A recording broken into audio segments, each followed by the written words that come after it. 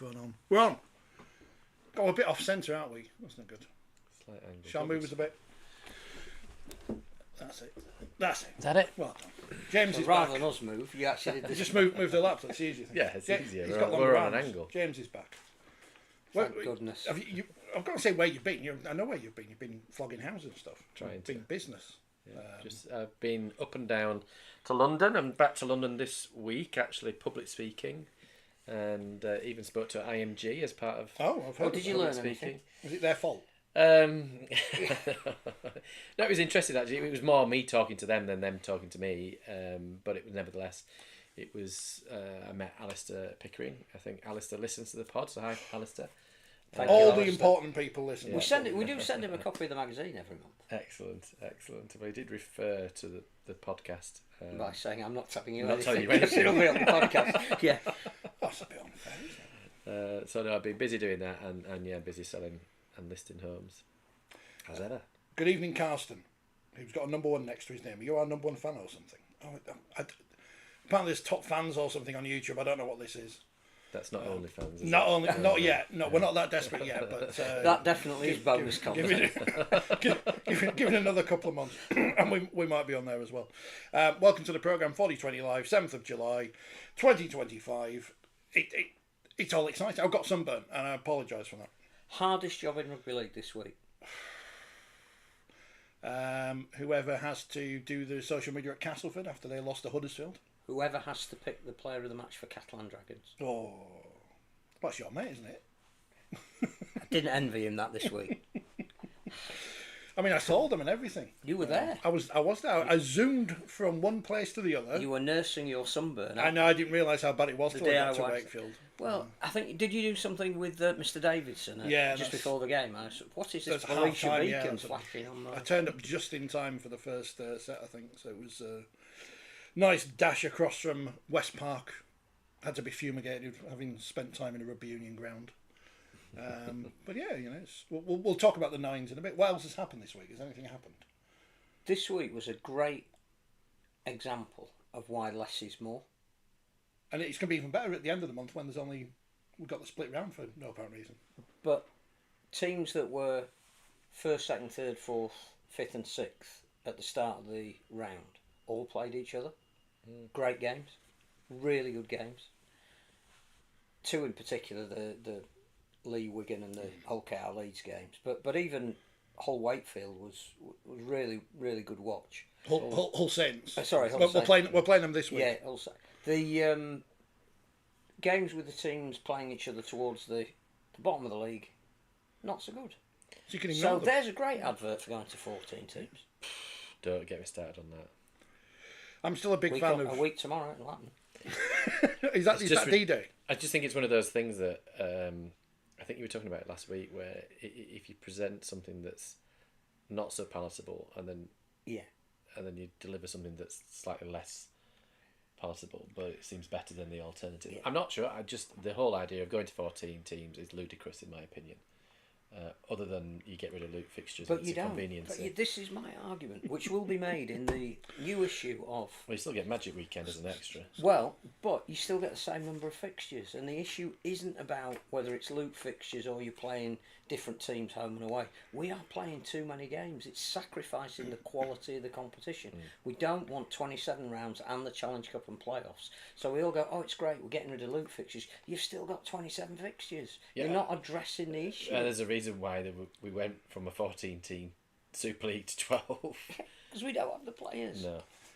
And now we're going to increase the quota system at the same time as bringing in 14 teams, so we can have 3 more. So the teams at the bottom, Lower. the teams at the bottom, like Salford, can sign people from Hunslet, cause a big stink, and then send them back on loan to Salford, to Hunslet.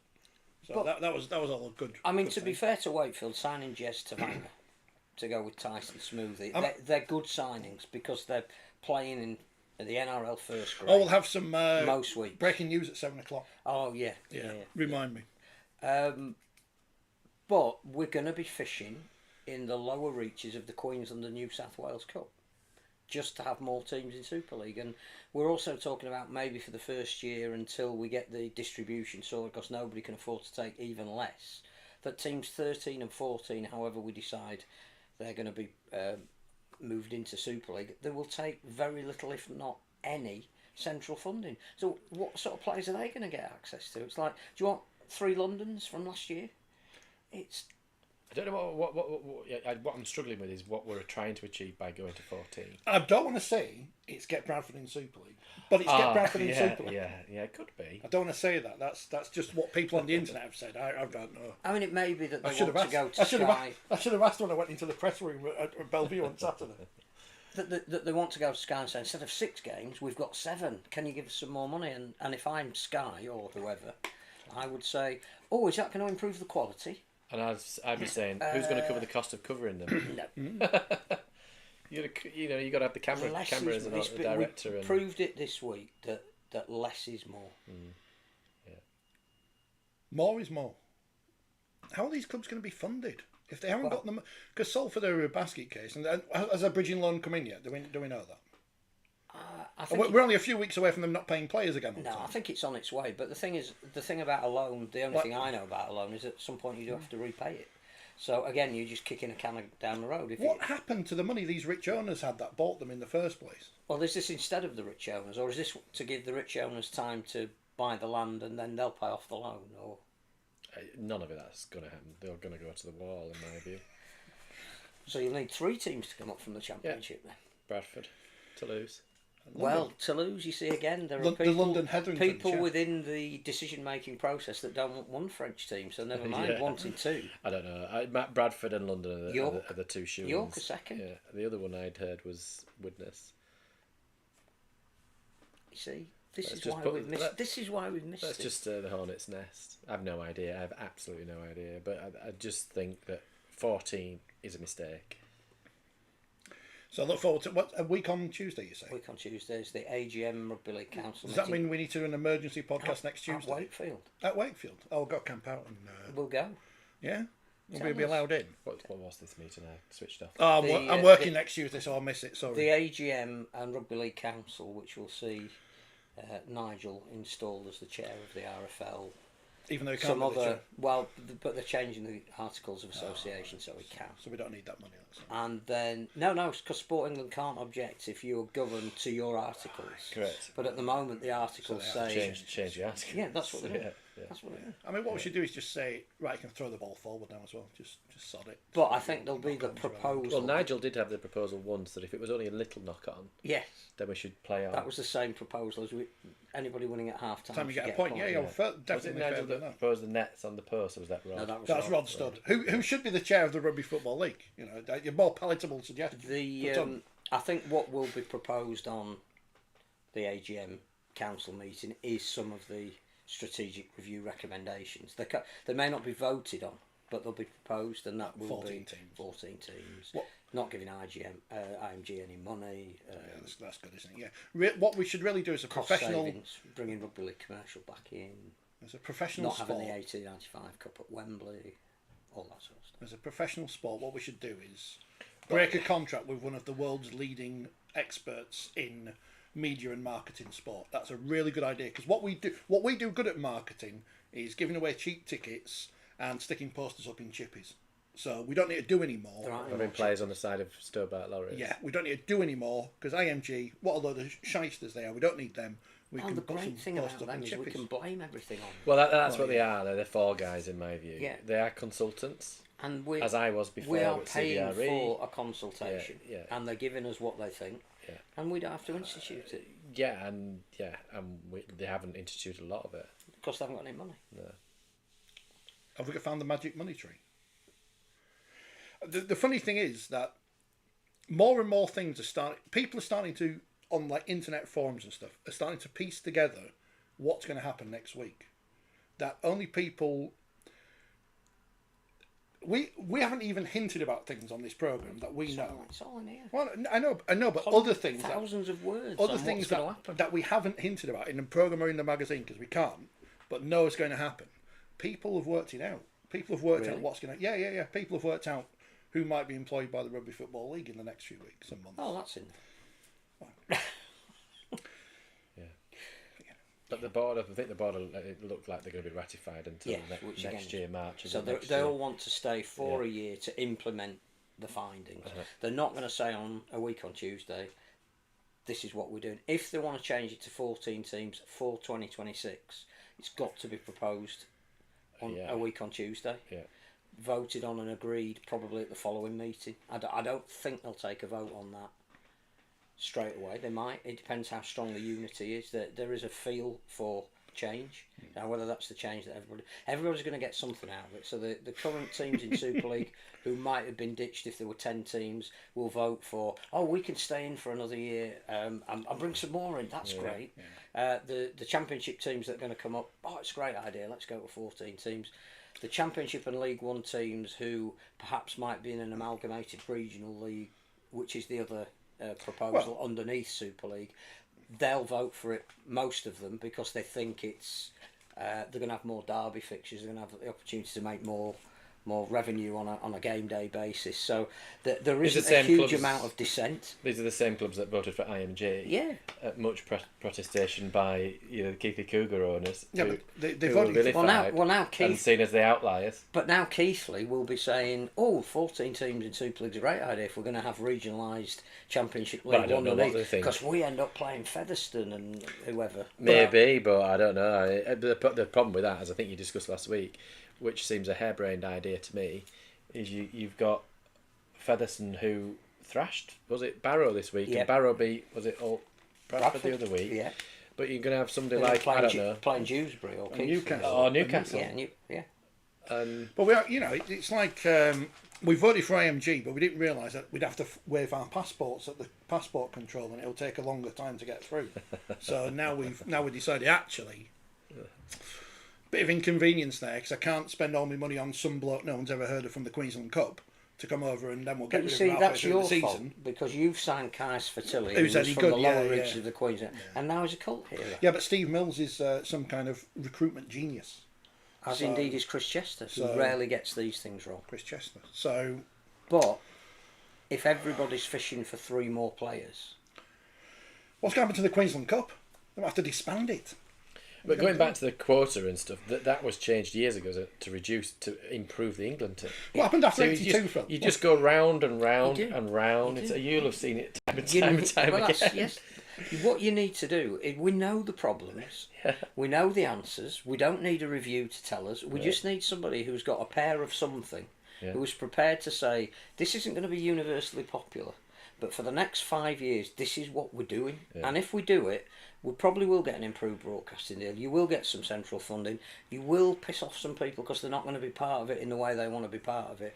But if you haven't got your ground in order, when you do, you can be part of it. But the only way you can do that is by getting the clubs, as they're doing at the moment, to change the articles to allow somebody to do that. And the only way you're going to do that is if somebody comes along with a bag of cash, which is what happened with Maurice Lindsay and Sky. Which they're hoping Nigel can do. Which these shady Saudi Arabians and Americans that are coming in with loads of money, according to some elements of the Rugby League press, because they've bought into that. Yeah, there are people out there that are interested in buying into rugby league. What I struggle with, and this is not about Nigel, what I struggle with is if the TV revenue scenario is generally on a downward trend. Yes. Unless you say like the Premier League or your Formula 1. And I know there's one place it isn't in rugby league, and that is in the NRL. Mm-hmm. And for the NRL to get the $3 billion deal that they're going for, they need the Northern Hemisphere. Mm-hmm. So it's a really interesting standoff at the moment. The NRL are standing back, and Nigel is saying, "No, they're not the only players in town, and I want to play off one against the other. I want to see the best deal I can get from. We're not just going to cap in hand to the NRL, even though they are the people we should go and speak to." Yeah. And the NRL are saying, "We're not going to rescue Super League because I don't know how much we want to commit, but we do want their games to bolt onto our games to go to DAZN and say you need to give us £3 billion. That's more interesting than changing the Articles of Association. Who's going to do that negotiation? Yeah, and there's Nigel's a shrewd figure to do it. Well, I think the clubs have decided that they'd rather have somebody who's got the ability to walk into a room and a history of that kind of negotiation. Because he did that with Sky, and we're not saying he can go back and do it with Sky because the broadcasting world has completely changed. But if the broadcasting world needs somebody to go and go, right, well, we are prepared to give you this and we're not going to give you that, and what you're going to give us, he might be. There's a couple of things to that. It depends on the climate in which you go and have those negotiations. So last time I think the English Football League, I think, had just been agreed, and that took a long time, as I understand it, and then a lot of money had been spent, which didn't leave much left. So it depends what other deals are coming up at the time that you go to the table to negotiate. But the other thing I think you referenced the week was Blake Solly's conversation on a podcast where we were talking about adding internationals into a product. So similar along the lines of what you're talking about, where the NRL and Super League come together as a single product, that a broadcaster would want to buy into a product and a timeline of actually over the next 5 years these are the international fixtures that will take place, and therefore I will pay you X. And because now we've split the World Cups, we've got World Cups 26, 27, 28, 29 already in place. So whatever we think about, a bit like the France World Cup was in place. And the American. No, but a 2025 World Cup is in place. Yeah. It's just we couldn't deliver in the venue that we wanted to deliver because the venue couldn't bring to the table the money that they said that they would. But I think the next thing to come out of the IRL will be the nations that are bidding for 28, 29, 30. But we know that we're going over to Australia, the Kiwis are coming here. There is enough of an international schedule to go to a broadcaster.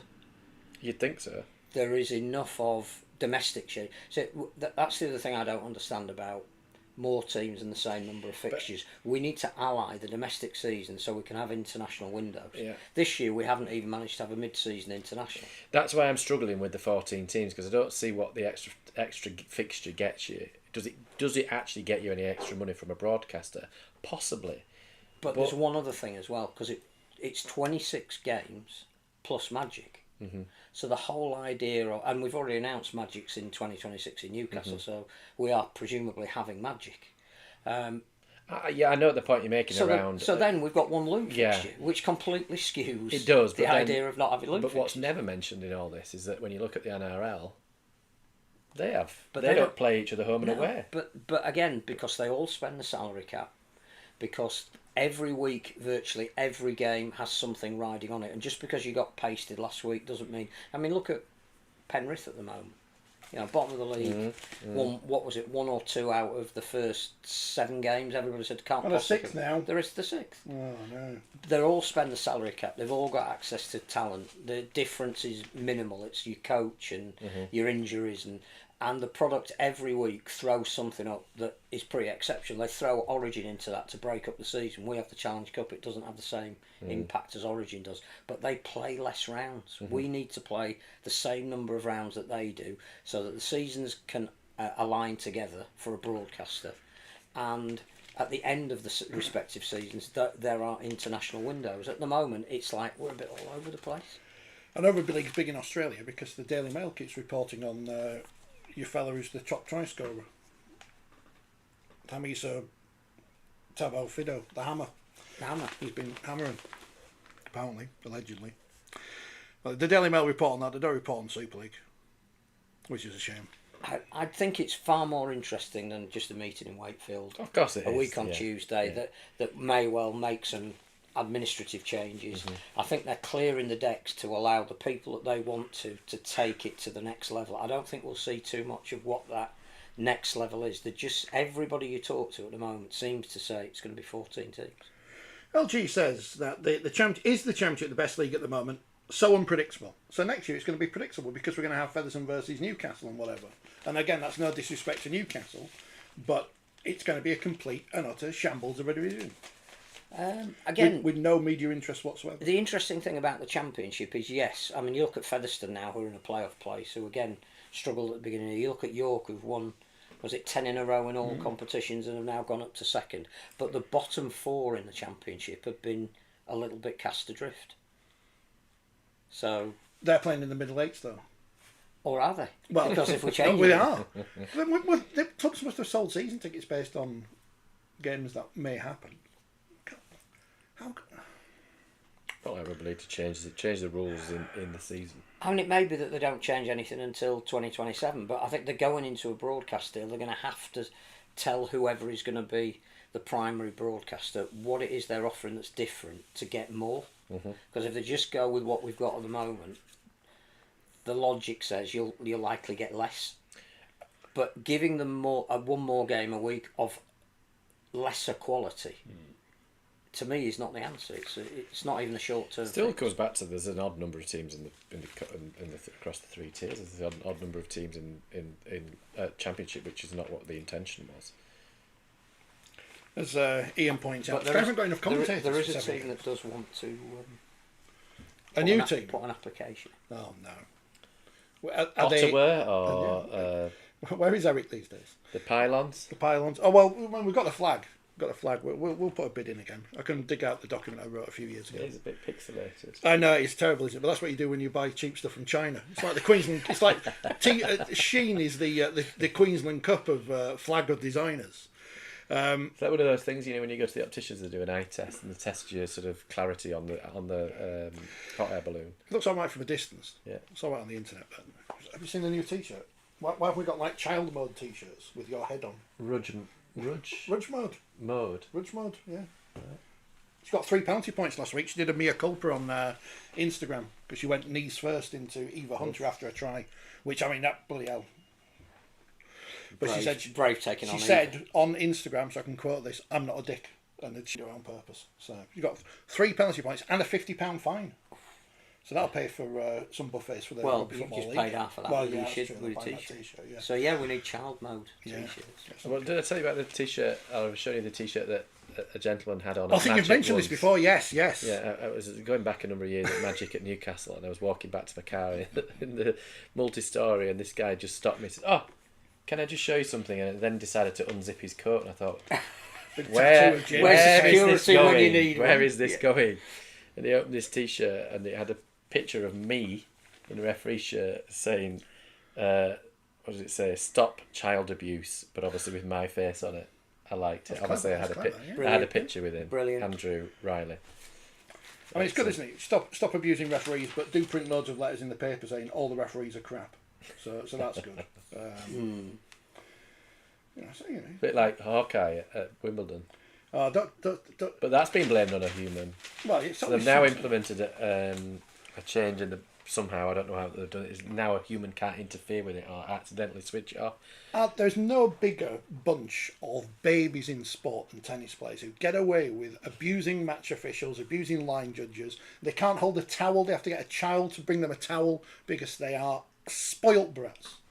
How much of my Wimbledon rant made it into the magazine? Is it in there? Good. I'm glad. I tell you what, though. The spoiled brats bit probably. Well, I don't think I wrote that. I've extended that for the podcast. Yeah. Some of what you said there is probably true, but what a day out Wimbledon is. Well, I'm sure it is. Never been to it. It is amazing. I'm sure it is, but it's not for me. But so was the British Grand Prix, and I don't hark our ambitions to those. Chucked it down there, didn't it? That was good. Yeah, well, it's always good when it rains at the Grand Prix because it means it's more exciting. What's going on here? Bradford are basically the dad's army of rugby league, says LG, who's joining us live from Amsterdam today. Hello, Amsterdam. I love Amsterdam. I've been to Rotterdam, but never Amsterdam. Rotterdam. Family there.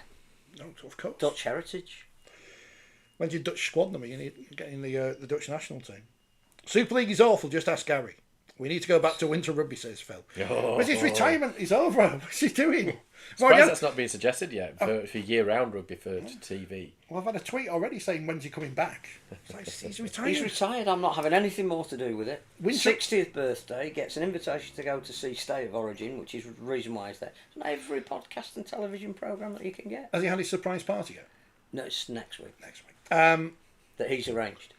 There was something I was going to say about... what would I be saying about Scully and stuff? Oh, I can't remember. Winter rugby, I know that's what the wheelchair's for. Put the wheelchairs in the winter, so there's nothing else going on. Rugby league is dying, says Gary. Need to... And it has been since 1895. Oh, I hate that line. Since 1895, and since 1995 when Frank Keating said it. Wigan and Leeds and Hull KR and Leeds, it is patently not dying. Need to get rid of video referees. Now, speaking of, Darryl Powell, in his address to the media after the game, took aim at the captain's challenge. Said he's rubbish. I didn't say. I say rubbish. I can't remember his direct quote. But it takes him on the camera. Is it the fact that the players that are challenging are rubbish at the captain's challenge? I think it's more people I don't know he's rubbish. The cameras, the angles. We haven't got as many as Australia, so it should work. But in theory, it doesn't work. Or in practice, it doesn't work. But these are all things that were entirely predictable. And dare I say, I predicted on the podcast. Like you then get John Wilkin in commentary saying, "Oh, we need to get rid of it." And yeah. Why don't you have these discussions before you bring it in? Yeah. And it's classic rugby league. We'll do a review on it. Well, why don't you just review it before you bring it in and consult the people that know about it? Like I said, for me, I've never been a fan of Captain's Challenge because I just think it goes against exactly what we're trying to do with the product, which is keep it fast and free flowing, and it flies in the face of that. You've then got technology issues around it, which doesn't help. There is a Captain's Challenge in that Wakefield game, which it's the right outcome, but the inconclusive they said it was no. There was one where it said the Captain's Challenge was unsuccessful. Oh, but it was a penalty. But it was actually successful for what they challenged yes. for. But the outcome was still the same because it was a 1-on-1, not a 2-on-1 ball steal, but they knocked on in the process. So the outcome was correct, but it should have been that they retained the challenge. So, yeah. Again, we're coming off the back of Danny Maguire's criticism of referees after Castleford lost at home to Wigan last week, which we debated at length, and Danny's now been charged, so there's no point even going there again. But two best games I've seen live over the last fortnight have been Leeds and Lee, that was 48-30, which is brilliantly refereed by Liam Moore. 5 penalties, but what we got were the players wanted to play, we'll let them play. I might miss the odd 4 pass offside, it doesn't matter. We've all witnessed a fabulous game. Everything this sport is about. Yesterday at Sewell Group Craven Park, I know that Hull KR fans, because they lost, will be blaming Chris Kendall. Leeds got 3 penalties, Hull KR only got 1, therefore he must be at fault. 4 penalties in a game, and we sat there and marvelled at the fact that we could not take our eyes off the entertainment. Because again, I think, and I'm not speaking on his behalf, he'd said these two teams want to play.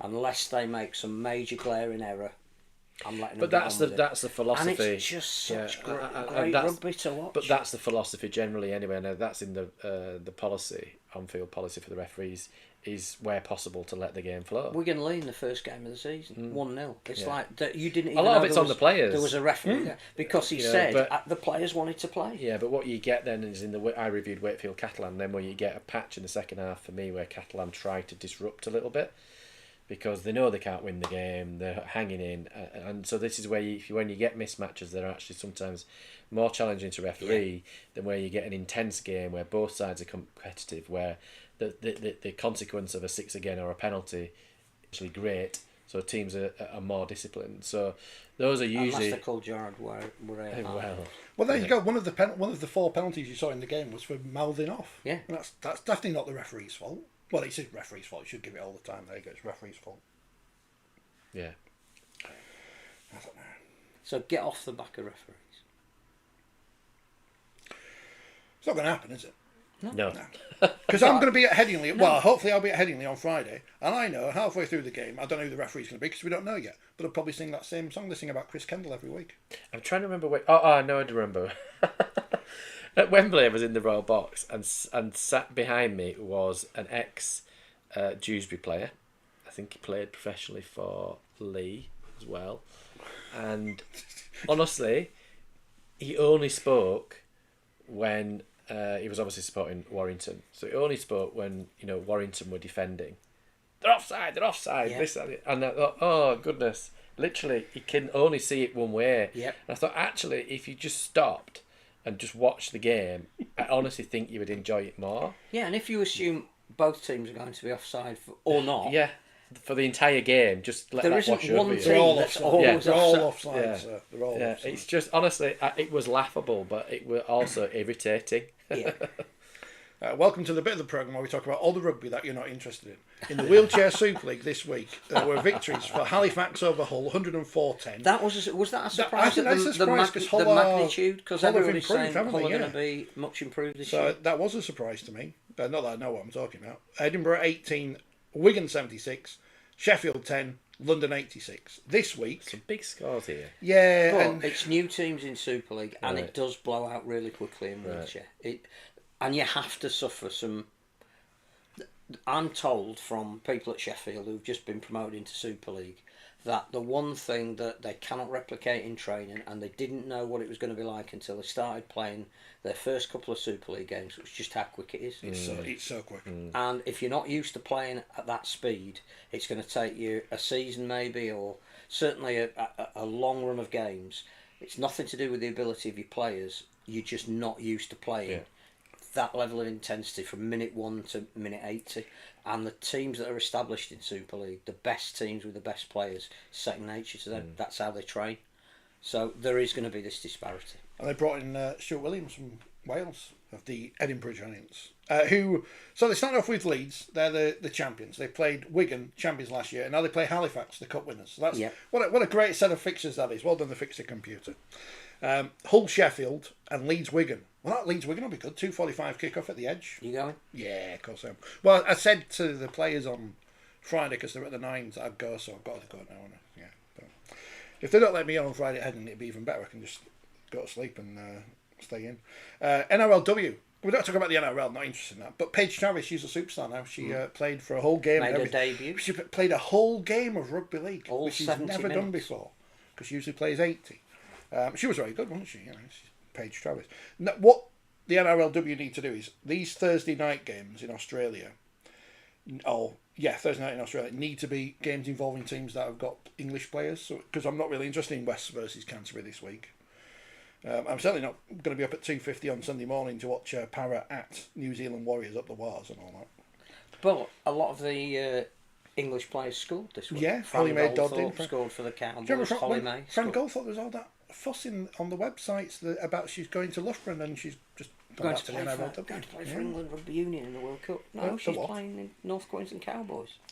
I was listening to the... Georgia Roach scored. Georgia Roach scored as well. I was listening to the NRLW Weekly podcast, which unfortunately I listened to after the game, so it was a bit pointless because it was previewing the season.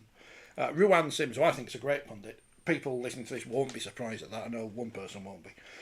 She described the Sydney Roosters squad as being a great set of cattle or something, which I thought, if I went on this programme and said, well, I watched the women's nines on Saturday, and I tell you what, Wigan, they're a great set of cattle. That's not going to fly. That's not going to fly. I'm not going to get away with that. Two double standards in Australia. They speak funny in Australia, as Emily Vivers will reveal when I post that interview with her. Wigan won the nines again. Well done, Wigan. Did they? You were there. Oh, I was there. I got Getting sunburnt. your forehead sunburnt. Did they take the strongest squad? Yes, they and Huddersfield did, and they made the final. Although it was very hard to find information because there were no team sheets, and some teams didn't even put their squads on the internet, which is not very good. So if they haven't got names on the back, it's very difficult to know who they are, especially when they don't take media people, which in fairness Wigan did and were very helpful. So thank you, Wigan. Do we need to define what that event is? Because I was just thinking why we're doing it was a great festival. So, the opportunity for development players, all that kind of thing. But what's the point of nines, bearing in mind that there is no nines anywhere in the rugby league world anymore? You either take a development team or you take a team to win it, and you invite teams to come who are spreading the word of women's rugby league, and they're the three teams that aren't don't there. turn up, yeah. Well, we don't know if they didn't turn up or the logistics why they couldn't be there. No one told but us, yeah. Scotland Women, Northumbria University, North Wales Crusaders, who were listed as being there, and it would have been great to see them. Cardiff were there, and they stayed overnight the day before. I'm just saying, is it a great idea, but we don't actually know what it is? They've done it for a few years, haven't they? Because didn't they have it at Warrington? Yeah, they've had it as a split event where they've had Salford. the qualifiers and then the finals on another day. I wonder, because the whole having it done in one day, perfect, because you don't need to faff around with. There's no point having qualifiers when you know that even if Leeds or Saints put the reserves out of the academy, they're going to be a League One or championship team easily. So there's no point in having qualifiers. Just have it as a one-day event at a proper ground. But I know if you're going to have all these teams, you do need extra pitches. So what professional ground have we got? Castleford. We're not going to have it at Castleford, are you? Best one in the world. So just invite the Super League teams and a couple of guests and have it at Leeds or Bellevue or Saints or wherever, and just have it all on the main pitch. Because there's an event for, if I was like Abigail, who's 11, who kept telling us she's 11, if I was Abigail, it was great because I could go get selfies with all my favourite players, I could see them all play on different pitches and see all these different teams and have my face painted and stuff, which I did, and buy a crop charm and whatever. What did you have it for? I had a rainbow, but it was upside down, which I don't know if it's like anti-pride or something. So I couldn't work it out. Put it upside down. It's not very good, is it? But it's perfect for them. I said one of the things people said was, well, they have to have it at West Park because they need the extra pictures and they need space for the other stuff going on. Well, the other stuff was a DJ on a table in a tent, some face painting and a little bit of merch. There's no merch really. Lanyards and croc charms. The kids love lanyards. They all love lanyards. On a table, and then a van which had a big screen on, which you couldn't really see because it's got a drone and was filming the games. It was strange. But there wasn't anything else going on, so it wasn't as if it just, as an event for the target audience, perfect-ish. If you want to turn it into something which I think people snuck in, because I'm not sure necessarily they were checking tickets on the gate, or I just wandered in. Yeah, but you're well known, aren't you? You're a celebrity. Yeah. They all know me. But as an event, it could be better. I'm just thinking more of a concept. But yeah, if it's you have nines, isn't it? What we have decided that we're not going to go down the road. We used to have a Nines World Cup, and we've seen various attempts at Headingley of Carnegie Nines and all that. That was going to be the mid-season event that was going to be our 2020 cricket or whatever it was going to be, our shortened form, and it's almost as if we've run out of steam with all of that, but we still have a women's nines. And I get that the good thing about the nines is if you are a development team, if you are Scotland Women and it's your first entry, you don't need as many players. Right. But then if you don't turn up, doesn't that defeat or we are told they are going to turn up and they are not there, rather than they don't turn up, then the reason you're doing nines is negated by the fact that the best people that benefit from it being nines aren't there to play So you nines. may as well just have the 8 Super League teams, which is too many anyway, and then a couple of guest teams. So you can have Wales or the England, the students or whatever. But the problem is, if all the Super League clubs don't put out a smattering of star players, then it even becomes even less of a point.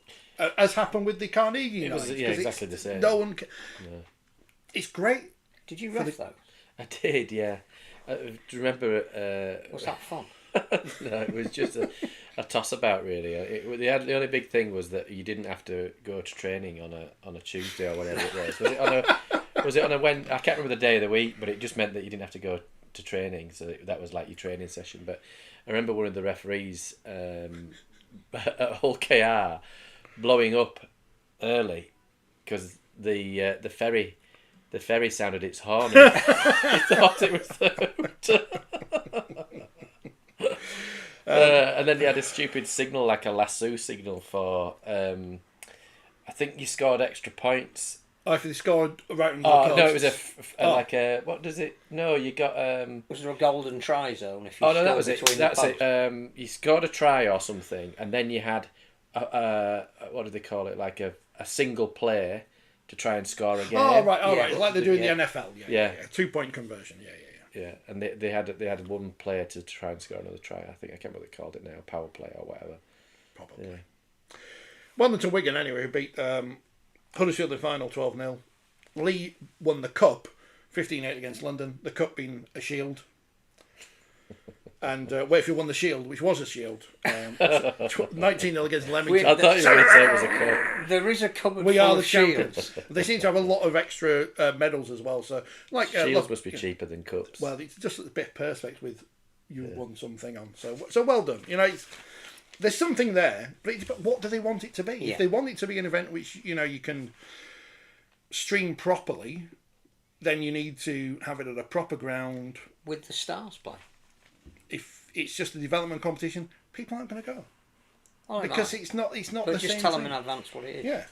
But well done to Wigan. Have got another trophy in the cap. Well, they count it, don't they? Yeah. Because they've won back-to-back trophies. They want to win everything. That's what. And Andy they Davies didn't said. concede a point in the entire day, which is astonishing. But get well soon, Sammy Simpson of Swinton, who I've not put the interview up with yet. But this is, I was in two minds after I did this interview. Have you ever heard of her? No. Right. You know Emily Rudge. She's very big on social media. Yeah. Sammy Simpson is like the championship version of Emily Rudge because she plays for Swinton. I didn't even know Swinton had this women's team. Swinton Lionesses. Yeah. So she's like Emily Rudge. And I thought, right, she's got people who follow her on the internet. I'm going to interview her because that might get some traction. So I got her after a game in which she had suffered a serious injury. Now, the game after, she actually does suffer an injury and goes off to the hospital. She's fine. Perfect tackle. I don't know who the Leeds player was who smashed into her. It was a great tackle. Goes off to hospital anyway. So the game before, she's picked up a different injury because in the act of scoring a try, as you'll hear her describe on the video when I post it, she loses half an eyelash. Now, the injury is funny because she's a character. And we need characters. Absolutely. So it's brilliant because she's talking about how this is a personal disaster to her because she's got to get her eyelashes done before she's back at work or something, or she's going off on holiday or something. I can't remember what the story is. Sounds a bit like one of our journalists in the press box at Hull Carstairs who lost a lens from his glasses. Oh dear. Oh, the tennis player that I saw, that when she went to swing, caught a earring on her t-shirt, I think, which meant she couldn't hit the shot. But, well, that's a lesson. Don't wear earrings and play tennis. Sport's dangerous. Yes, says Steve Marscord. Describing players as cattle is very common, but that Jimmy Smith finds it offensive and picks people up on it. Not sure if it's offensive to professional rugby league players or farm animals. Well, judging by some professional rugby league players, I would say farm animals. Has he told us what tune we're going into? No, he hasn't yet, no. He was at Black Sabbath on was he there? Saturday. Yeah. Did you see Gary Schofield's interview on the Aussie podcast the other day? Which Aussie podcast? Yeah, which one hasn't he been? They already have a bad opinion of our game. They know what he's like. I think the danger is he started telling Australia that they're not taking the Ashes seriously, and that's the last thing we want. Abigail was confused for most of the day, but it was still a great day. So there you go. So that was good. RFL, there's your feedback. She met all the famous people because she had selfies with them all. She gave me a question to ask Stuart Barrow, which wasn't as exclusive as I thought. Why didn't she pick her for the England squad? Oh no, that was Sean Wayne. So I was going to say, this sounds like the Sean Wayne and the Jake Connor. And she also got Molly from London to come in and be interviewed by me. So she's like training, she's a producer in training now. So it's important you get people who know things. So yeah, London squad had a couple of guests from Rochdale and stuff. So it can be done. It can be done. In terms of Sean Wayne's England squad, we're not going there. Did we do it last week? And we just said it's just going to pick who he wants to pick anyway. So well, the whole thing is that. No, but I just think it's the revelation from Sam Tompkins, who was grilled on Friday night, very well by Brian Carney about who'd been omitted, because that's the news story. And Sam basically said Sean didn't want to name a squad. He was forced into naming it. I saw that on some comments and I thought, wow. Yeah. Oh, breaking news. From the Castleford Tigers. Not yet. No, from the Castleford Tigers, which you can guess what it is. No one's told us Is it about Liam this. Horne's suspension? No, you can guess what this is because people have not told us, so they're not paying attention to the internet. But I'm just double checking by going onto the Castleford Tigers website. But things have changed at the Castleford Tigers, and Sky Sports' Danny Maguire might now be more than Sky Sports' Danny Maguire because he's not Castleford Tigers' Danny Maguire anymore.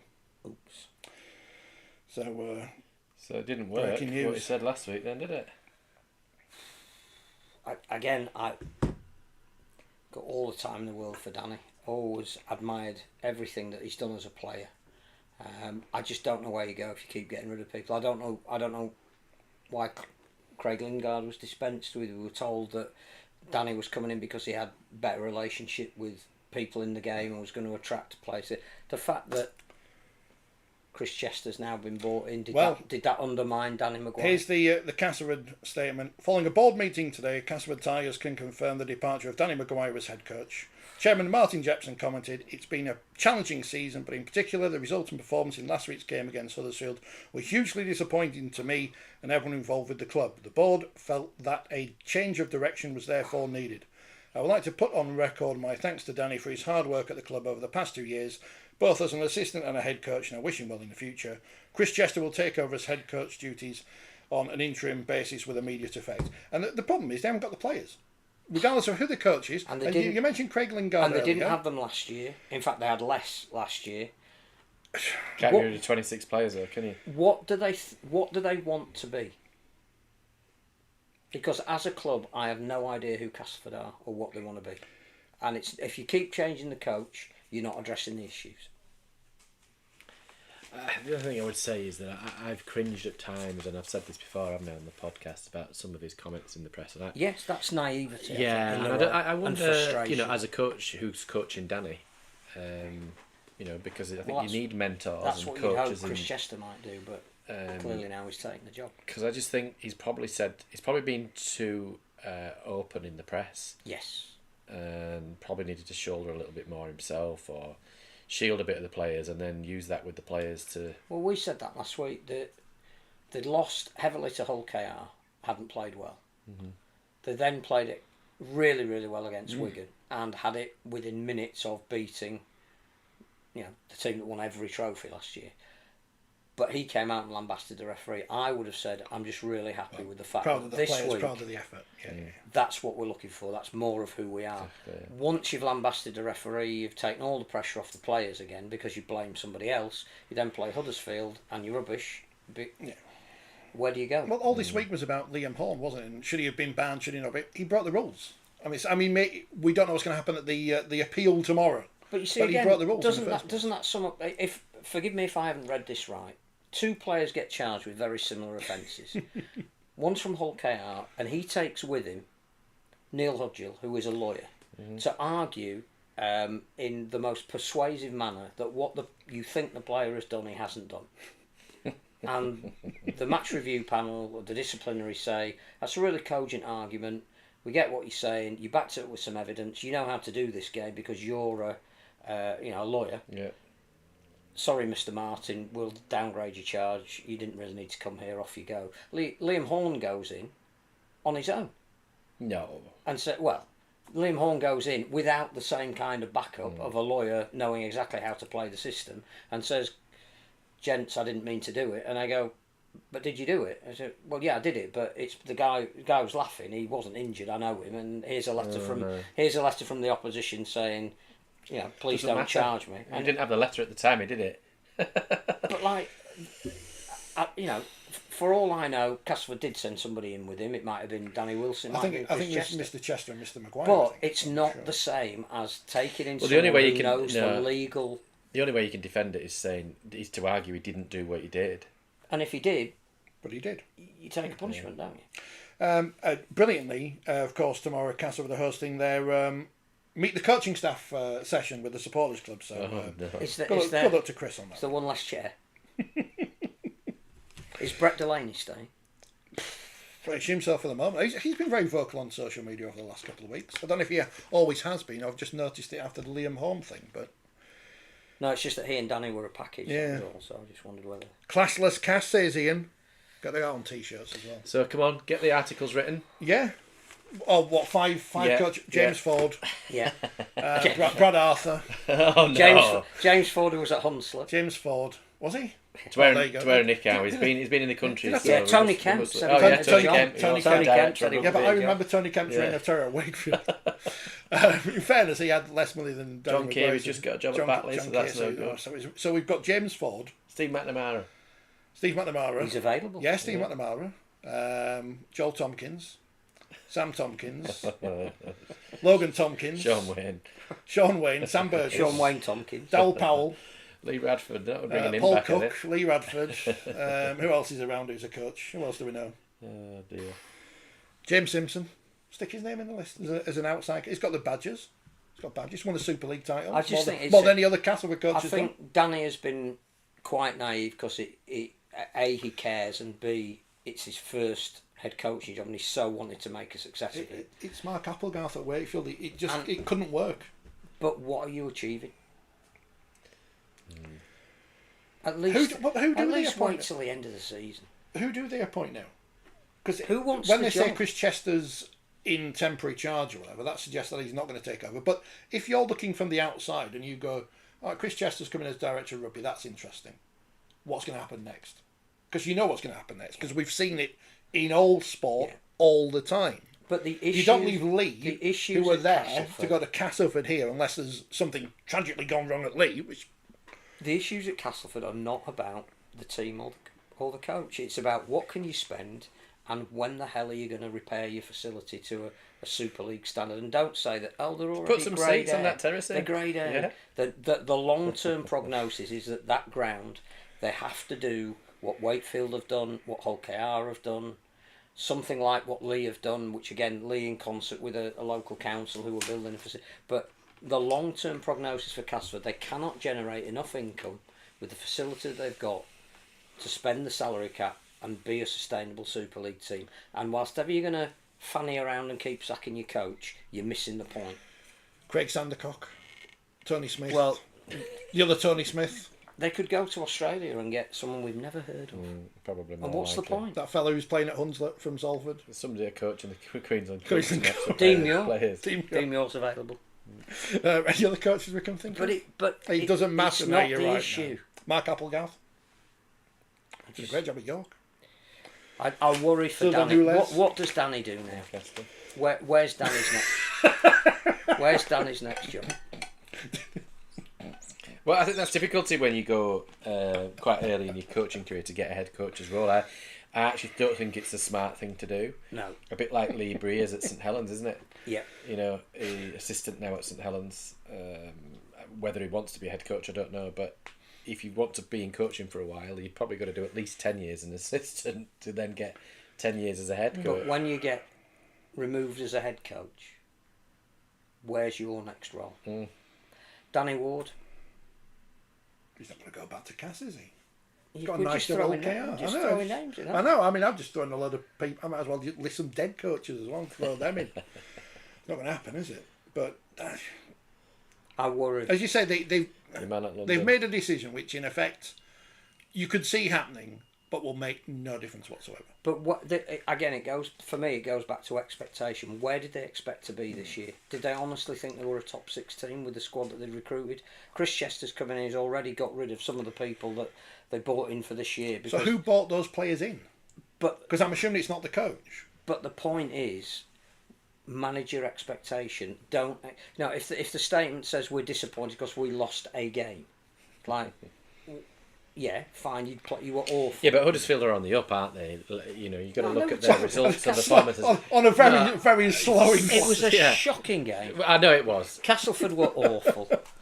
Huddersfield didn't need to be brilliant to beat an awful Castleford. But they beat Wigan. Nearly beat Wigan. If you're going to sack a coach on the back of one result, I'd be more concerned about why nobody's turning up watching Castleford at the moment. Yeah, you mentioned that. You know, you look at that main stand, even at kick-off time. There's very few people in it. Cast remind me of West Tigers. They tiny grounds. They can't generate enough money, and they keep changing their head coaches. Says Phil.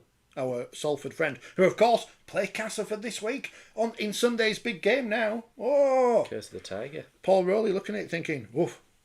That could be my job. It all goes. See, we don't know if everything had changed at Wakefield a year earlier. Mark Applegarth might have been a success at Wakefield because he would have had the money and the players and whatever. But he wouldn't have had Steve Mills. But Mark Applegarth is clearly a good coach. Yeah. But he didn't have the personnel to work with. So, where does Danny Maguire go now? Well, there's no point in going to Hunslet or something, is there? Because that's the same situation. situation. Paul Deacon. Presumably, he has to be an assistant. Back at Leeds in some sort of think? assistant role. I don't know, but Well, Leeds women are looking for an assistant. It's the kind of club where you could see him going back to because of his links to that club. But in what role?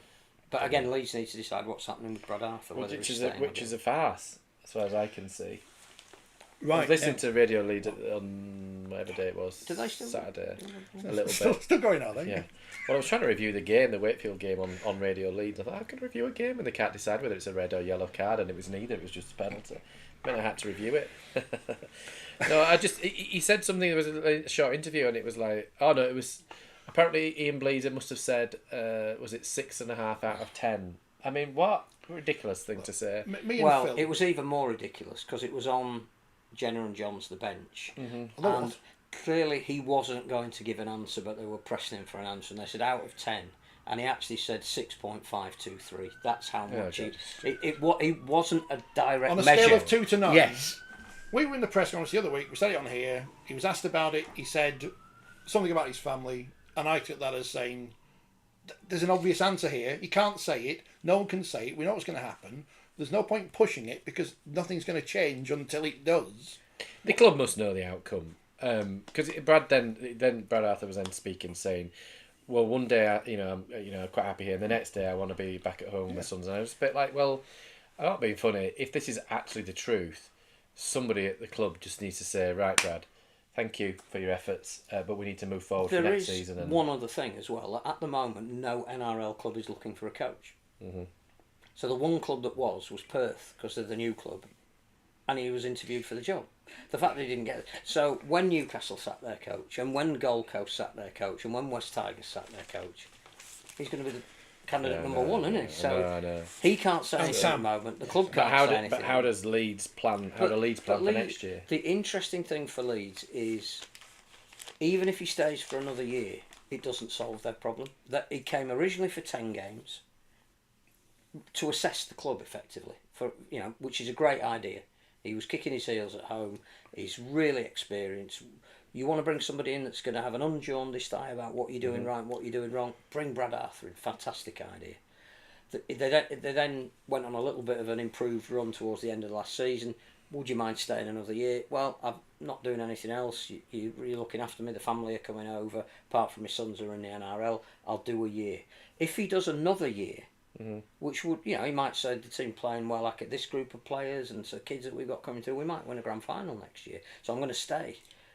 It still doesn't solve the problem because he's going home. No, but see, that's where for me you should have somebody under Brad Arthur's wing I don't even know who their assistant is. Jamie Langley. So, but whether they're guiding him to become a future head coach, because if I was Leeds, that's exactly what I would have in mind. It's an experienced coach that's been around the block and is not going to be there. We all know he's not going to be there for that long. So bring somebody through. I'm just saying that whether he stays or goes doesn't solve Leeds' problem. Mm-hmm. So when we get through these new clubs in Super League next year, Bradford should appoint him as assistant to Brian Noble, Danny Maguire, that is, or London with Mike Eccles, because he's got the connection there with Mr. Hellington. Yeah. So started talking about Castleford, ended up talking about Leeds, because that's how it works in West Yorkshire. Castleford 12, Huddersfield 30 was a dreadful game of rugby league. Is that fair? I don't know, but I didn't enjoy it. 12-all at half time. Huddersfield ran away with it in the second half. It's the maths, right? If someone beats a boxer, then the other boxer beats another boxer, then that boxer should beat that boxer. So how bad were Huddersfield the week before to lose 38-0 at Catalans, who were dreadful at Wakefield, and how bad are Castleford to be beaten easily by Huddersfield? But who nearly beat Wigan? It's all a mess. Huddersfield nearly beat Wigan. As you say, Huddersfield are getting some more players back. They're starting to look like a side that has a little bit of an identity. I think a lot of what Luke Robinson has said while things were not going well reminded me a little bit of Mark Applegarth. That he knew that they were going to go through a period of instability. He was new to the role, but he believed in the principles of what they were trying to do and what the club was trying to do, and the way they were trying to do it. It just wasn't working, and they'd run over a black cat and walked under a ladder, and they were getting injuries to key players. There's still some question mark over some of their recruitment, but clearly they've re-signed Zach Wolford because he's been the kind of player that they still want. Simon Wolford. Yes. Another one. Presume he's not doing anything. And he did used to quite He's like the programme, yeah. Come back, Simon. So I think there was always a slight trajectory that Huddersfield were going to do a little bit like Lee did last year. They were going to have a horrible opening to the season. They just couldn't get anything right. But at some point when enough good players came back, it would start to improve. You'd see it would get better.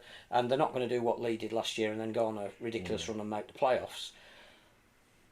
But Castleford aren't doing that, and I think that showed up on Thursday night. That Castleford were a team that are so inconsistent that you don't know what you're going to get from one week to the next. Huddersfield, interesting this week. Huddersfield go to Wigan. Now you would say, in all likelihood, Wigan have been away for 6 weeks. They've not been consistent. They've looked a little bit vulnerable. The whole night is devoted to Sir Billy. It'll be a fabulous night at Wigan.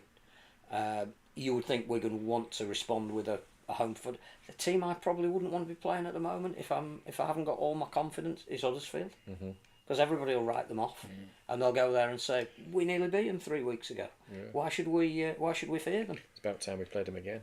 Josh Rocks extended his deal at Wakefield, by the way. Oh, that was 7 o'clock now. Yeah, that's the news. Is there anything else to say about that game? Because I realised we it was pants. Did any of us watch Salford versus Warrington? Because I did. And no one would have chosen to watch that, apart from people who don't like Leo Wigan. I think that was the thing. I saw a poll on a Twitter thing where it said something like it was ridiculous, like 8 to 9% of people were going to watch the league game. I mean, it sounded... That result sounds far too close for Warrington title contenders, as we're told. But I think we're now in a scrap between Wakefield and Hull for 6th spot. I think the other 5 are taken. That's the big game on Thursday. And it's a massive game. But I again, Warrington just ridiculously inconsistent. But they won, so that's the main thing for them. Lee 18, Wigan 8. So Wigan are 8-0 up at half time. You're thinking, all right, so they're getting back to some semblance of what they were. But then, boom, here come the Leopards. 18-8. They win. They were fantastic. They were fantastic. Some people, I understand, don't think Adrian Lamb's the right coach for Lee Leopards. So now you look at the league table and they're 4th. He's perfect. So those people don't have a clue about rugby league, and I don't know anything about rugby league. And I think, again, we saw a try on Friday night where we thought that could be the try of the season.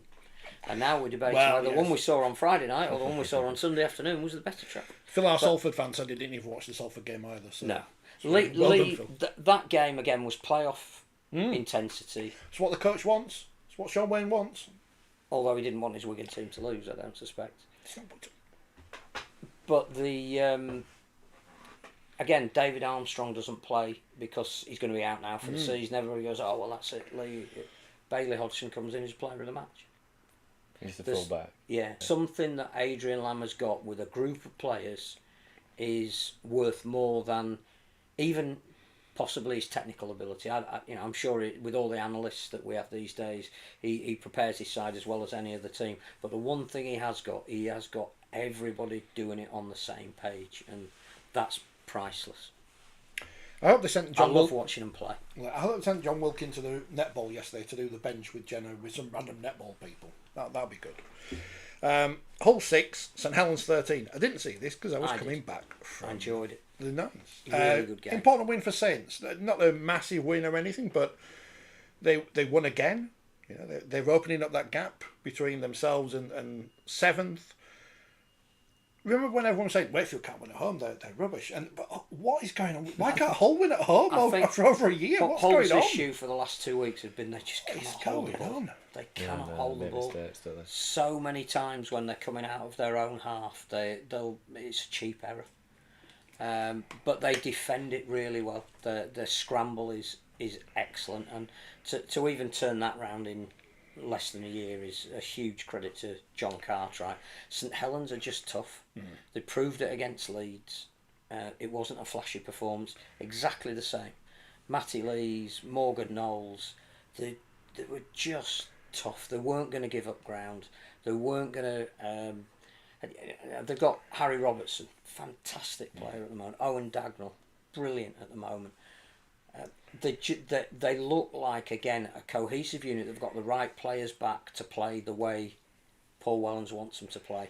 And it's a massive night on Friday night at Heading, Leeds and Saints. Yeah, they've not played for 2 All weeks. 3 weeks. All 3 weeks. Yeah. Morgan knows But it was such a good game. We want to see it. Yeah. Morgan knows he's going to go great in the NRL, isn't he? Yes. I always mix him up with Mark Purcell. This time I've got the right player, Yeah. so that was good. Absolutely. And now the most important Super League games of the week.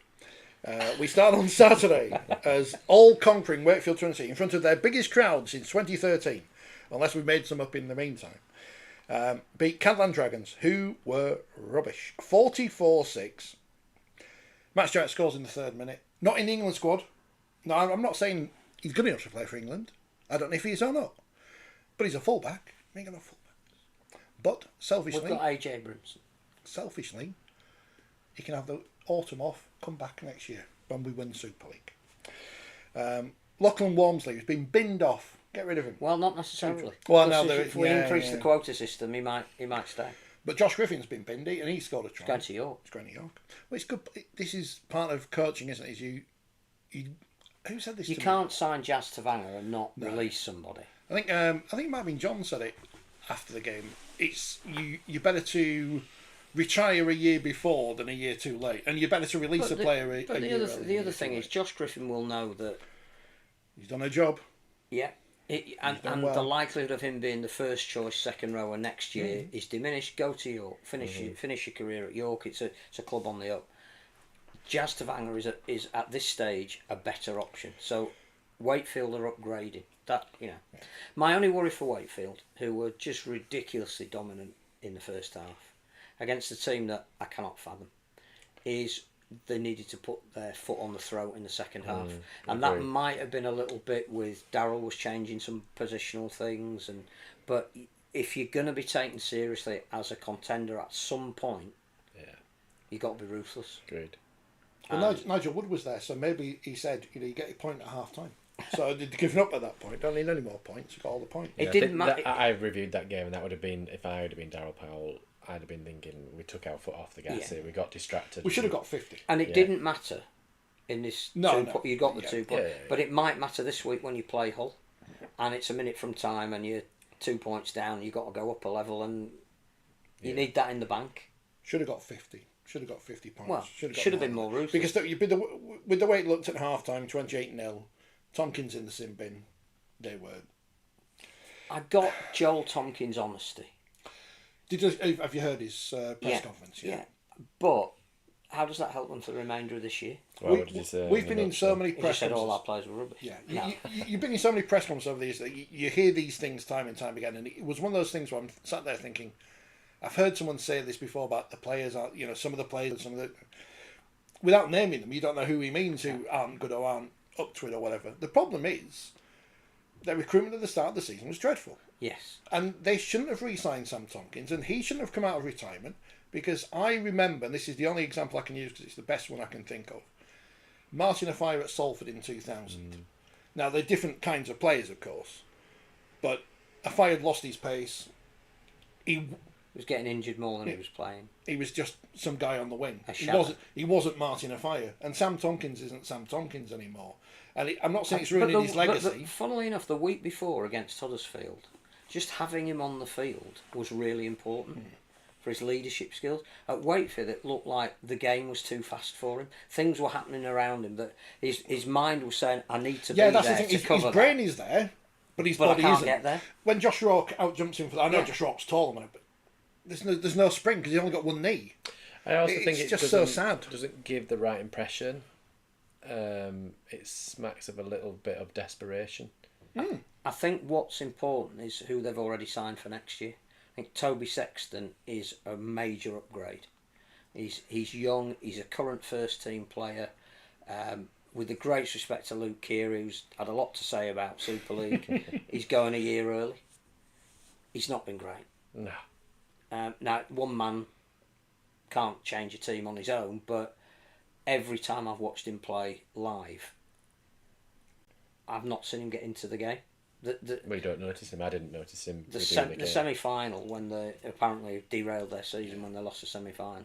That was on the week that he'd said, competition's rubbish, horrendous. Well, go out there and show us why you think it's horrendous. And he was fine for 20 minutes, but when it really mattered and his team were, being eliminated from getting to Wembley, he just wasn't there. Now, I'm not blaming just him, but Toby Sexton is an upgrade on him. Somebody who has looked at the recruitment wants younger, more dynamic players. I think Joel Tompkins is, the only thing to his credit at the moment, because it's all he can do, is he is giving some French kids an opportunity just to see if they, a bit like Hull did last year, can they handle it? And unfortunately for him, De Relator didn't have a great game. Wakefield absolutely targeted his side. He's a real quality player, but he's never been put under that pressure before. He didn't get a lot of help from the players around him because Sam couldn't help him out because, again, he couldn't get there. But at least he's getting the sort of experience that Lewis Martin got at Hull and Harvey Barron got at Hull, and they've come through it, Davy Litton. So that might be the thing to do. But Catalan Warrington this weekend. Oh, that'll be a thriller. I don't think I'm going to rush back from the wheelchairs for that. Guess which game I'm reviewing this weekend. Catalan Warrington. Are you going? No, I'm not going. There's a media tour. It'll save you watching it anyway, won't it? If I'm here. If you're in an... wasn't planning on watching it. Ian says, if you're in a team and you need a broken body taking up a position to inspire you, you're in big bother. Yeah. And it was sad. And you shouldn't go to a game and think, this is sad because he used to be good. We saw the documentary. You've seen how good he really was. I don't know if he's going to be in the Hall of Fame one day. Chances are he probably would be. And to see him where he can't do it anymore, and he's great at analysing things, he's great on the telly. Yeah. He's wonderful on the telly. And everyone hates him because he played for Wigan and whatever, and Leeds fans definitely hate him.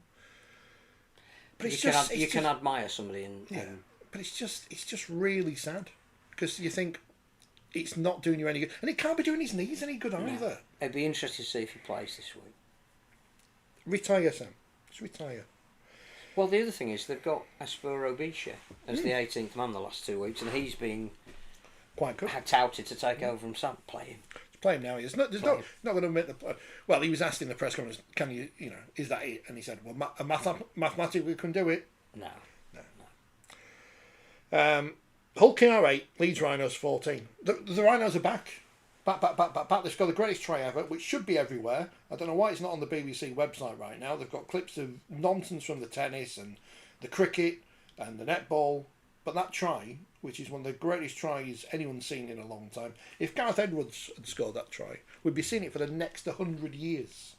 It was on par with the Pape tries, or we shouldn't detract from that. That was do you see the reserves try? Yeah. It's got this.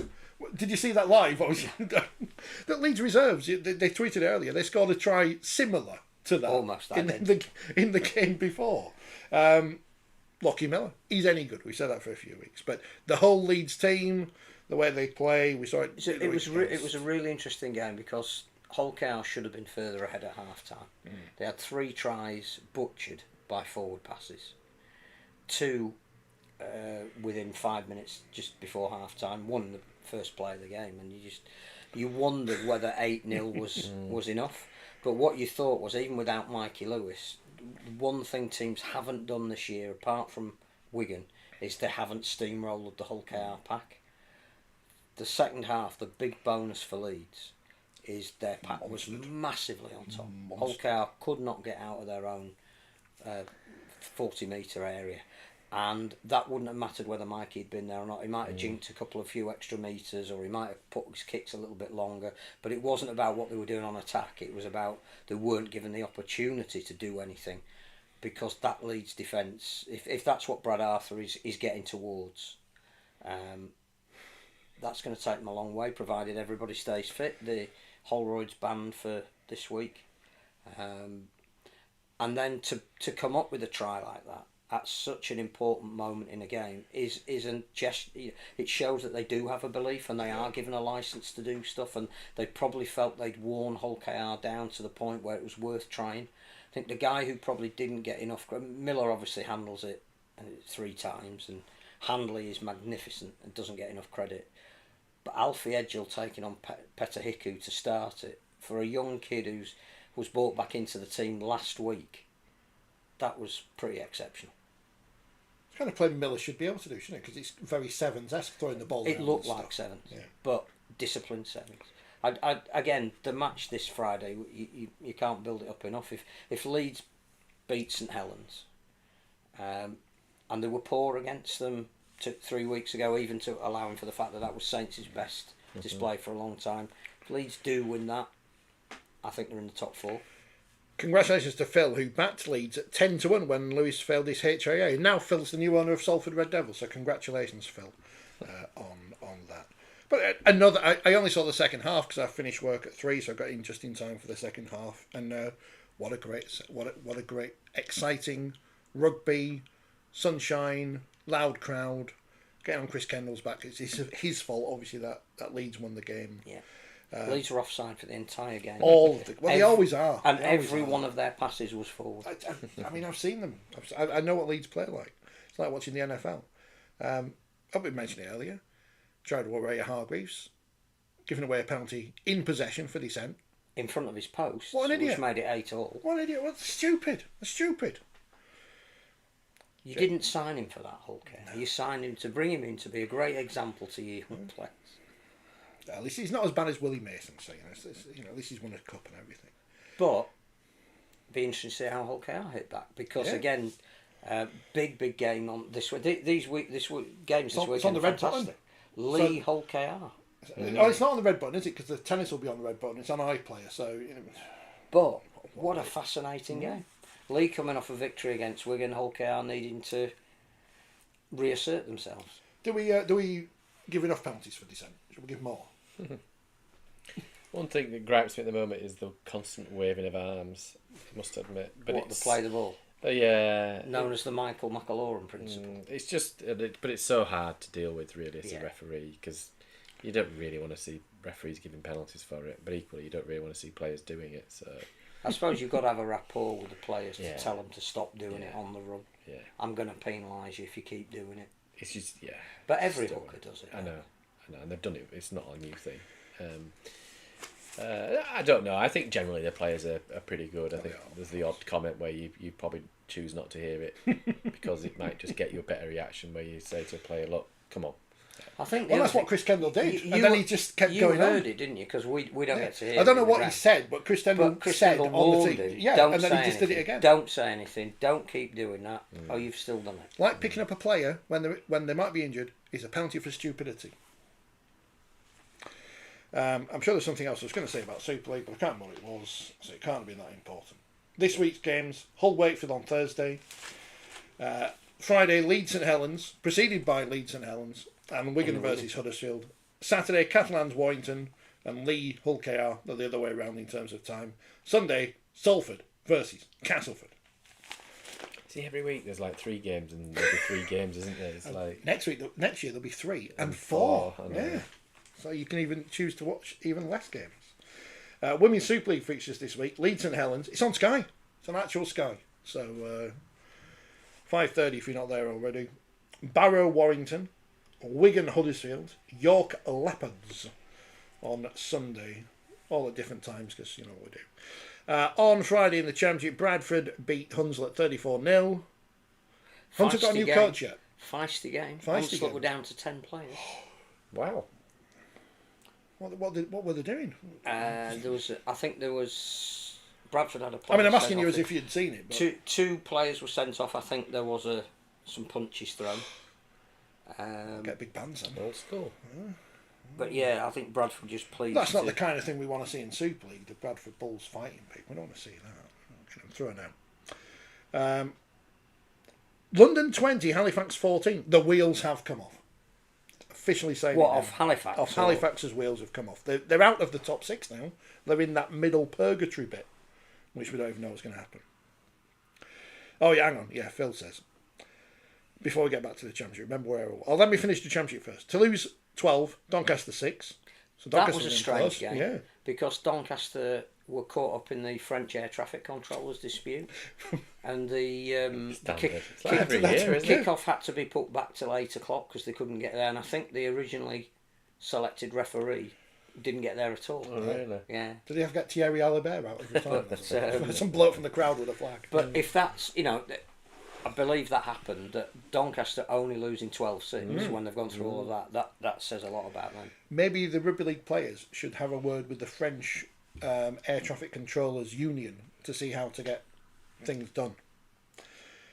On Sunday, Featherstone 48, Barrow 12. Featherstone Creeping up. encroaching on the playoff spot. Oldham 22, Widnes 4. So Widnes are just there. Yeah, there's that bit in the middle, isn't there, in the championship where there's Halifax, Doncaster, Widnes who are just outside of it, and the Featherstone and Barrow are just inside of it. Oldham a few points clear of that, and then Sheffield 10, York 36. And my fear for Sheffield is whatever Craig Lingard does isn't going to be good enough because they want the other fella, and it's all in the next issue of the magazine. So what's say anymore? Oh, the current issue. Well, it's at the printers as we speak. Ah. It's got that picture on the front, which is a great picture. As you can see in the corner there. And loads of tributes to Billy Boston. And it's our 14th birthday. 14th birthday. What can you do when you're 14 that you can't do when you're 13? Nothing. Can we talk about the evolution of Connor this year? He straightens up the attack, passes face onto the defence, and he's one of the few players who could unlock the Aussies' defence, says Phil. Phil, you're not Sean Wayne, so it doesn't matter. He's not going to get picked. So it does, it's no point. Well, there may be injuries between now and the end of Doesn't the season. matter. What I would say is if Wigan had an Achilles heel on Friday night, it was Harry Smith's kicking game. And it's not often that you say that because that is his greatest strength. So if Jake Connor, even being in the shadows, is putting pressure on other people that play in that position, Sean Wayne would have to look at him. But if we've got, 10 players that are playing in the NRL, they're coming in there playing. We've got 24 that we can pick. We pick 32. At this stage, it doesn't matter who he's picked or who he hasn't. And judging But by... he ain't going to pick Connor, so it doesn't really matter. Unless his hand is forced. Or Lewis is injured or whatever. Judging by those pictures of last Tuesday's thing, which we didn't go to, I don't even think they've got any shirts or anything. So there's some players in that squad who are not even going to get some free T-shirts with the England badge on. But they did give the media dinner. Oh, did they? So should we have gone? No. It depends what was on the menu. I love that Jake Connor on the field, complete wind-up merchant, great player, unpredictable and all that. And then when he gets off the field, I think I've interviewed him once, and we saw it on Sky yesterday with Brian Carney. So well spoken. Completely different person. I think the interesting thing in that Carney interview, which I couldn't watch till late last night, was how he said he felt trusted at Leeds. And I think that's what's brought... That his talent's never been in question. You know that somebody's either got it or they haven't. It's just that if he didn't feel comfortable in himself in the environments that he was playing at Huddersfield and Hull, I don't know what it says about those teams when he played for them or the people that were supposedly looking after him. If he's walked in at Leeds and within a week has felt part of something, that's why he's playing so well. Because I'm sure I will have been on this programme and laughed about the signing. Go, what is that Jake Connor for? He's a complete... You don't know what he's going to do. It always felt like last chance for Saloon for him though as well. And I don't know if there was an element of that in Leeds' favour. Yes, I think so. And also the club had gone to, it's traditionally a successful club or has been in Super League. I don't think at the age of 30, having been released from Hull, he would have thought he would be playing at Leeds. And that's not to say Leeds is better than Hull. It's like if you're going to get an opportunity to do something on you've got the to stage that suits you. It's Leeds. And I think it says a lot for the Or club Wigan and the coach and everything else that he can probably tame him to some extent. I don't think they have. I just think they've given him an environment where he can play. Yeah, maybe. And they've said to him, if you're going to play, you're going to have to be X, Y and Z. And he's doing it. It's like Danny Brough. You have to look after certain people in a certain way to get the best out of them. And if that means you treat them differently to other people... I don't think he's being treated differently. I think he's being treated as You need part to of do the thing, same yeah. that everybody else is doing. And I think that's the first time people haven't looked at him and gone, well, you're supposed to be a good player. Why are we losing? Go and do something about it. So when he wins the Man of Steel and the Rob Burrow Award for Man of the Match in the Grand Final, and then he's not in Leeds England, against the Grand Final. Then Leeds versus Saints stroke Wakefield. When he's when he's not in the England team, we're going to go. Yeah, but that's where he can force Sean Wayne's hand, because if he has played in big matches at the end of the season and he has been the dominant player, it won't happen. He's not going to get picked. Not going to get picked. You've said the same about Max Jowett. They can't do any more than play brilliantly week in, week out in different positions. Wakefield's great advantage at the moment, and Darryl Powell said it in the press conference, was they've got depth. Drake Chairman's injured.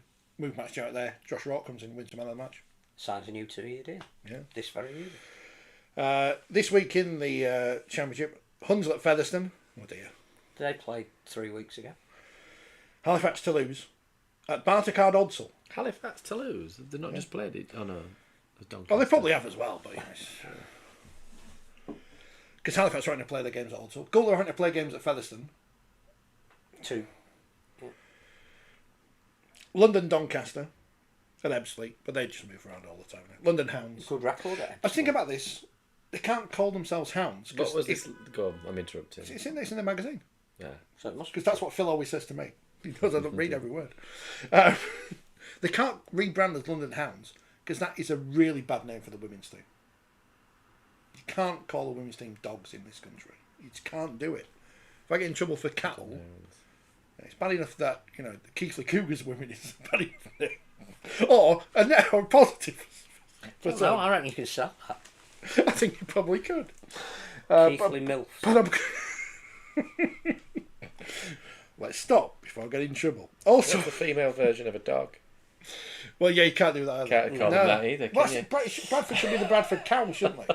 This is the problem we've got. We're in a masculine world, James, and all these names don't work. It's like why they call the cowboys, the North Queensland Cowboys, like the cowgirls. Cowbells. Cowbells. At least the Eels is Viking S's. Sunday in the Championship, Barrow versus Batley, Oldham versus Sheffield, and York versus Bradford. York, they've met so many times recently, I'm lost. Didn't they play the other week in the league? I know they met in the 1895. Who does the fix? If Nige can sort this fixture computer out, gets my full backing. Sort it out, Nige. League One. Keighley won. Hang on, Keighley have won again. Yeah. Is that why you're in? Is that why, oh man, you're the big Well, they beat Dewsbury. Dewsbury. Oh, the James Charles Derby. That's no good, is it? Well, you guessed them on that. 22-16. No. Oh no, 22-16. Feels like they're turning a corner. Resurgence. Yeah, they're second bottom of the table. Yeah, it's a great Had result. some poor I'd say that's a poor result, really, based on the league table, and they lost against Goal, I think, at home. They did. Hats off to Keighley for their Ukraine shirt. Okay, I've not seen that. So. Is that another one I've got to buy? You'll be able to read all about it. What competition do the bottom 6 teams in League One play in? We did have a competition once, didn't we? Because we spoke about this, the Championship Shield. Yeah, we spoke. There must have been a League One Shield as well. Well, we've got a cupboard full of shields. So. That's why they've brought Nigel back in, because he knows where the key is for the cupboard. Midlands 22, Rochdale 20. Up the Hurricanes, second in the table. So that's going well for them. Rochdale are having a strange year, aren't they? 5 wins, 6 defeats in about 11 games so far. North Wales 56, Workington 22. They remain top of the table. And Whitehaven 14, Swinton 18. Tara Jones refereed. Oh, she was doing the nines on Saturday as well. So a few people backing up, because the player from London I spoke to played for Rochdale yesterday, and Rochdale playing League One. I don't know what the women's divisions are. It gets confusing. But they're top. I think they're in League One because they beat Thatto Heath, who I thought wasn't Helens these days, but apparently not. Like Lee Miners Rangers, you think of Lee, but they're not in Lee. See, I spoke to someone from Lee on Saturday. It was good. People think I don't Did like they have Lee. a bucket hat? No, they didn't. But they won the final, and I went up to whoever it was on the pitch. I think it was actually Kieran Purton. I said, who are you going to nominate for me to speak to? Because there was no one there from the RFL for me to say, who do I speak to? So I just left to go and annoy people, which is... It's a good job I can be trusted, isn't it? like other people. Biscuit time. Yeah. It is now. Yeah, League One fixtures: Gull Whitehaven at Featherstone, North Wales Dewsbury, Swinton Newcastle, Workington Midlands. That's it, because James wants to go and eat biscuits. Well, and I know what song Steve's playing. Oh, what song is it? Evie by Stevie Wright. I thought he was a DJ on radio. Nice. Steve Wright in the afternoon. Yeah. We're going to play Arnie and the Terminators. He's the one that's died. He's dead, yeah. But he could be the next coach. But he could have written. He could have sung. We've got controversially Pink digestives. Why is it controversial? I think Phil has bought them for you. I think that. I didn't know you were coming. That is stereotyping. Raspberry and cream. Kind of raspberries. That's why. And on that bombshell, it's a good job we haven't had ice cream rustling to spoil it. and I've still got some tiffin as well. Thank you to all the people who've watched. Nice. It looks a good layer of chocolate, That is, actually. yeah. No, I'm gonna. You've handled that one. Pink biscuit. We haven't had Ronnie say goodbye for the last few weeks, so I'll find Ronnie and we'll say goodbye. I think this is Ronnie. If it's not, it's that picture of us with Nigel again. There he is. Yeah. Let me put the microphone back on. Right. Have you got that picture with Nigel? Yeah, I know. People can't. Right, we're back on. Right, where's that picture with Nigel? Is that it? No, that's not it. There it is. There you are. That's a strategic review. That's me. Can't see him coming on this podcast anytime soon. Well, when I walked into the press room at Wakefield on Simon, I thought, do I say hello? Do I just? I don't think he won't listen to this. Well, he'd be too busy strategic reviewing and. Somebody will be listening to it for him. Yeah. Because if we say anything we shouldn't, then we'll get a phone. We'll get banned from the grand final or something. So we'll see you next week. Thanks for watching and enjoying, and buy the magazine. It's out on Friday, Thursday. Be in the shops on Friday.